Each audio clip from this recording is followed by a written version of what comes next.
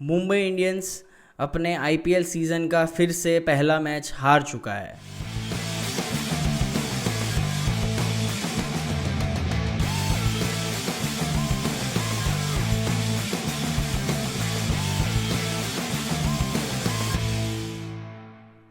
जी, तो बात करते हैं मुंबई इंडियंस वर्सेस सीएसके का जो मैच हुआ है चेन्नई में, उसके बारे में।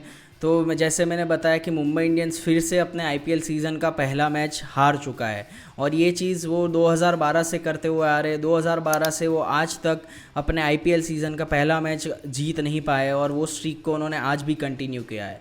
और आज अगर जैसे मैच की बात करेंगे तो मुंबई इंडियंस को पहले से ही दो सेटबैक्स थे कि हार्दिक पांड्या को बैन हुआ था एक मैच का, तो वो नहीं खेल रहे थे, प्लस जसप्रीत बुमराह अभी भी फिट नहीं है टू प्ले इन आईपीएल, तो वो भी आज नहीं खेल रहे थे। तो ये दो बड़े सेटबैक्स थे जो मुंबई इंडियंस को पहले मैच चालू होने से पहले ही लग चुके थे, और उसके वजह से उनकी टीम ऑलरेडी वीक हो चुकी थोड़ी थोड़ी बहुत सीएसके के अगेंस्ट। बट अगेन वो एक नया सीज़न है, एक नया स्टार्ट है, तो मेरे हिसाब से वो एक एक्सक्यूज़ नहीं होना चाहिए। और उसमें देखने जाएंगे तो अगर टॉस हुआ है उसमें सीएसके ने टॉस जीता और उन्होंने पहले बॉलिंग करने का सिलेक्ट किया, और वो मुझे लगा कि बहुत ही अच्छा डिसीजन था। सीएसके जानता है उनकी होम कंडीशंस में कैसे परफॉर्म करना है, क्या कॉम्बिनेशन खिलाना है।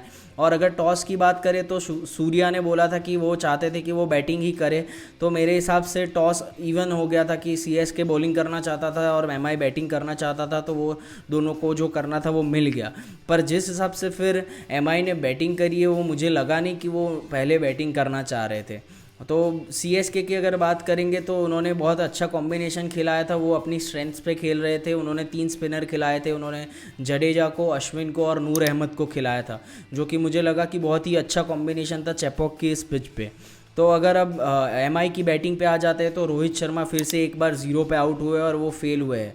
तो यहाँ पे अगर देखेंगे तो वो एक और बार लेफ्ट आर्म पेस बॉलर की डिलीवरी पे आउट हुए हैं, और अगर उनका डिसमिसल अगर आपने देखा होगा तो वो दिख रहे थे कि वो बॉल थोड़ा रुक के आया और उस वजह से वो शॉर्ट मिड विकेट पे आउट हो गए। हालांकि अगर ये अच्छा पिच होता, अगर वानखेड़े का या बेंगलोर का पिच होता, तो यही बॉल को वो डीप स्क्वायर लेग पे या डीप मिड विकेट पे उठा के मार देते और 6 या 4 मार सकते थे। पर इसी बॉल पे वो पिच स्लो था और वो बॉल रुक के आया थोड़ा, तो वो लेट हो गए और उसमें बॉल रुक के आया, तो उन्होंने सीधा बॉल वो फील्डर के हाथ में मार दिया। तो मुझे एक लगा कि ये एक उनके टेक्निक में फ्लॉ है कि वो वहाँ पे फंस जाते लेफ्ट आर्म सीमर बॉलर पे।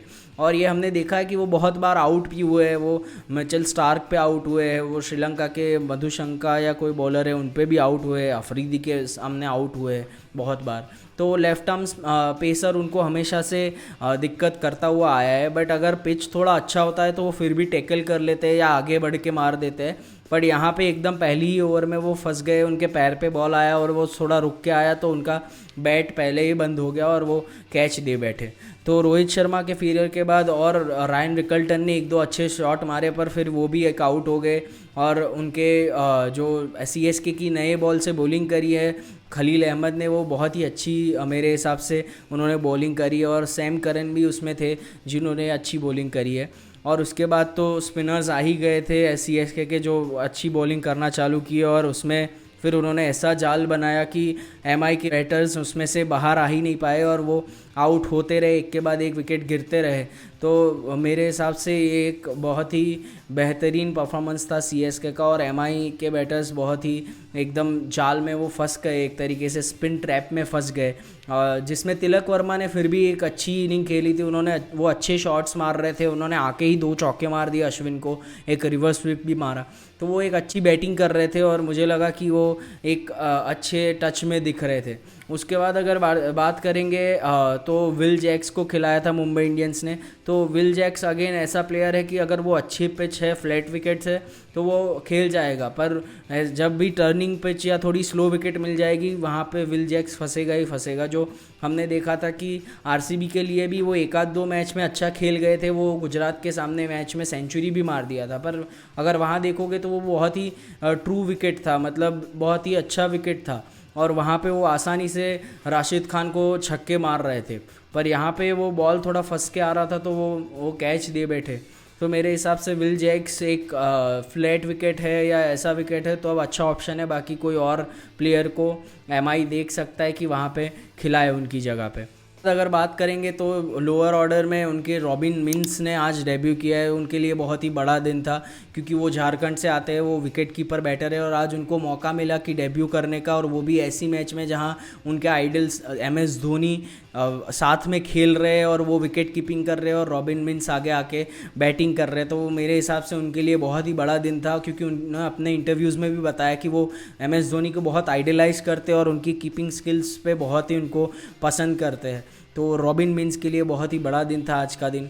और उसके बाद बात करते हैं जो अनकैप्ड इंडियन प्लेयर है CSK के पास, MS धोनी, उनकी क्या बात करेंगे। जो उन्होंने स्टंपिंग किया है सूर्य कुमार यादव का, मतलब ऐसा लग रहा था कि बॉल कब गया और कब वो स्टंप उन्होंने कर दिया, समझ में ही नहीं आया। With in fraction of seconds उन्होंने वो स्टंपिंग कर दिया। मतलब सूर्य कुमार यादव के पास इतना सा भी मौका नहीं था कि वो पैर को पीछे भी लाए। वो पैर जब तक पीछे लाने के लिए उठा रहे थे उससे पहले तो उन्होंने MS धोनी ने स्टंपिंग कर दिया था। तो वो आज भी इतने 42-43 ईयर्स की एज में भी MS धोनी की इतनी कीपिंग स्किल इतनी ऊपर है कि उसका कोई जवाब नहीं है। और आप सोच सकते हो कि जब MS धोनी का करियर स्टार्ट हो रहा था तब ये एक डिबेट थी कि वो बैटर तो अच्छे हैं पर उनकी कीपिंग स्किल्स उतनी अच्छी नहीं है। और आज अगर हम देखते हैं पूरा उनका करियर एक फिनिश हो गया, 15-20 साल उन्होंने खेल लिया, उसके बाद ये बात होती है कि सबसे वर्ल्ड के best wicket keeper MS Dhoni है। तो ये एक तरीके से इतना बहुत ही बड़ा जो चेंज है वो उनकी मेहनत का परिणाम है। तो वो उसके लिए हमको उनको अप्रिशिएट करना चाहिए कि आज भी वो एक तरीके से इतना अच्छा प्ले कर रहे हैं। और उसके बाद बात करते हैं जो MI की बैटिंग में जो दीपक चहर है वो नीचे से आके थोड़े और रन मार के गए, उसकी वजह से MI 150 के टारगेट तक पहुंच पाई और एक रिस्पेक्टेबल टोटल पे पहुंच पाई। उसके बाद अगर MI की बॉलिंग की बात करते हैं तो MI की बॉलिंग अच्छी स्टार्ट हुई। अगेन दीपक चहर बॉलिंग में भी आके उन्होंने एक विकेट लिया तुरंत CSK का, वो बहुत ही अच्छा लगा। और वहाँ पे मुझे एक शॉकिंग पॉइंट ये लगा कि ऋतुराज गायकवाड़ ओपन करने नहीं आया और राहुल त्रिपाठी को भेजा। तो राहुल त्रिपाठी जो इतने साल से नंबर 3 पे खेलते हुए आ रहे हैं, उनकी पोजीशन चेंज करना क्या ज़रूरी था। तो उसमें मुझे लगा कि यहाँ पे ऋतुराज गायकवाड़ अपना पर्सनल स्वार्थ थोड़ा देख के गए कि उनको पता है कि इंडियन टीम में सिलेक्ट होना है तो ओपनिंग में तो जगह नहीं बन रही है क्योंकि अभिषेक शर्मा और संजू सैमसन ओपनर है इंडियन टीम के, और उसमें अगर कोई बैकअप ओपनर्स भी है तो जायसवाल अवेलेबल है, शुभमन गिल अवेलेबल है। तो अभी नंबर 3 पे एक चांस है कि तिलक वर्मा के अलावा और इतने प्लेयर्स दिख नहीं रहे। हालांकि ईशान किशन ने भी अपना नाम रखा है नंबर 3 पे स्पॉट के लिए। तो ऋतुराज मुझे लगा कि वो अपना चांस देख रहे हैं इंडियन टीम में, इसलिए उन्होंने राहुल त्रिपाठी से ओपन करवा लिया। बीइंग अ कैप्टन उनके पास पावर है और वो खुद नंबर 3 पे आए। तो फिर भी लेकिन वो उनको आना तो पहले दूसरे ओवर में ही पड़ा और वो थोड़े अच्छे टच में दिख रहे थे कि अच्छी थोड़ी बैटिंग कर रहे थे।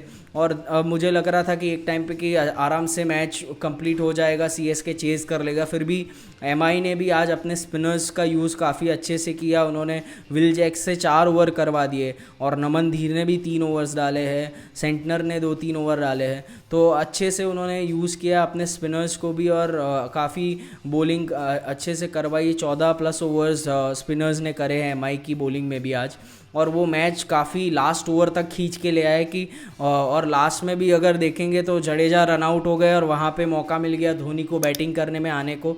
और चेपॉक के ग्राउंड में जो शोर मचा है, उतना शोर मचा है कि पूछो मत, इतना डेसिबल लेवल्स ऊपर गए हैं और उनके पूरे टिकट के पैसे जो उन्होंने खर्च किए थे उनका सारा वर्थ इट हो गया है। और उसमें धोनी ने आके फिर हालांकि विनिंग शॉट तो नहीं मारा बट उन्होंने आके बैटिंग करी 2-3 बॉल, उसमें ही क्राउड खुश हो जाता है। और विनिंग शॉट रचिन रविंद्र ने मारा जिन्होंने बहुत ही अच्छी बैटिंग करी, एक एंकर इनिंग खेली है। और मुझे लगा कि वो रचिन रविंद्र एक तरीके से बहुत ही मैच्योर प्लेयर दिखते हैं। वो हमने देखा है ऑलरेडी 2 ICC टूर्नामेंट्स में इतना अच्छा परफॉर्म कर चुके हैं और अभी चैम्पियंस ट्रॉफी में तो वो प्लेयर ऑफ द सीरीज़ भी रहे हैं। तो इतना अच्छा प्लेयर वो न्यूजीलैंड के लिए एक मिला है कि ये 23-24 साल का एक लड़का जो इतना अच्छे शांत दिमाग से खेलता हो, इतना कूल कलेक्टेड रहता है और जिसको गेम की इतनी पहचान है, परख है कि कैसे खेलना है। तो एक बहुत ही अच्छा फाइंड है न्यूजीलैंड क्रिकेट के लिए और आगे जाके वो बहुत ही बड़ा नाम करने वाला है फॉर श्योर।